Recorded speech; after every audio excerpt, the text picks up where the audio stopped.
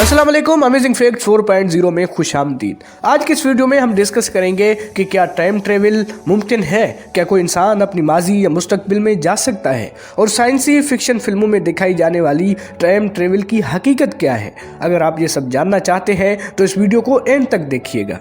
साइंसी कहानियों में काफ़ी अरसे से वक्त में सफ़र का तस्वर पेश किया जा रहा है और इस मौजू पर हॉलीवुड में तो काफ़ी फिल्में भी बनाई जा चुकी हैं। ऐसी फिल्मों में से एक मशहूर मारूफ सीरीज़ स्टार ट्रेक है, जिसके किरदारों को एक ख़ास मशीन के ज़रिए मौजूदा वक्त से आगे या पीछे मतलूबा दौर में भेजा जा सकता है।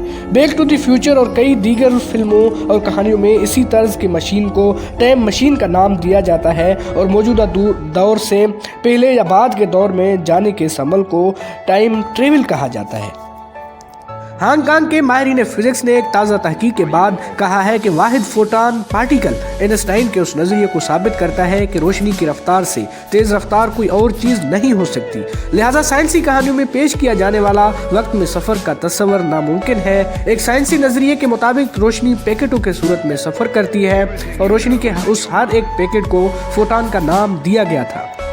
Hong Kong university of science and technology के तहकीकी टीम ने कहा है कि आइंस्टाइन का दावा था कि रोशनी की रफ्तार कायनात की ट्रैफिक का कानून है। सादा लफ्जों में यह कहा जा सकता है कि कोई चीज रोशनी की रफ्तार से तेज सफर नहीं कर सकती। रोशनी का बुनियादी माखज एक वाहिद फोटॉन पार्टिकल क्लासिकी बरकी मकनातीसी लहरों की मानद कायनात के ट्रैफिक कानून की पाबंदी करता है। तहकीकी टीम ने यह भी कहा कि साइंसदानों ने 10 बरस कबल ऐलान किया था कि वक्त में सफ़र मुमकिन हो सकता है। ये साइंसदान इस नतीजे पर उस वक्त पहुंचे जब उन्होंने किसी मखसूस जरिए में बसरी लहरों की रोशनी से तेज़ रफ्तार को दरियाफ्त किया था, ताहम बाद में ये सिर्फ नज़र का धोखा साबित हुआ।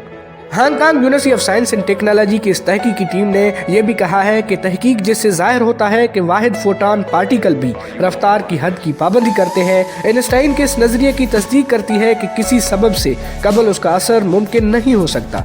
टीम की तहकीक अमेरिका के एक साइंसी जरीदे फिजिकल रिव्यू लेटर्स में शाया हो चुकी है। इस तहकीकाती टीम के सरबराह प्रोफेसर डो शेंग वांग ने कहा है कि इन नताइज से वाहिद फोटॉन के मालूमात की हकीकी रफ्तार पर बहस का अब खात्मा होनी चाहिए। ताहम इंसान के दिल में वक्त में सफ़र करने की ख्वाहिश मौजूद रहेगी और साइंसी कहानियों और फिल्मों में भी इस मौजू में कमी नहीं आएगी।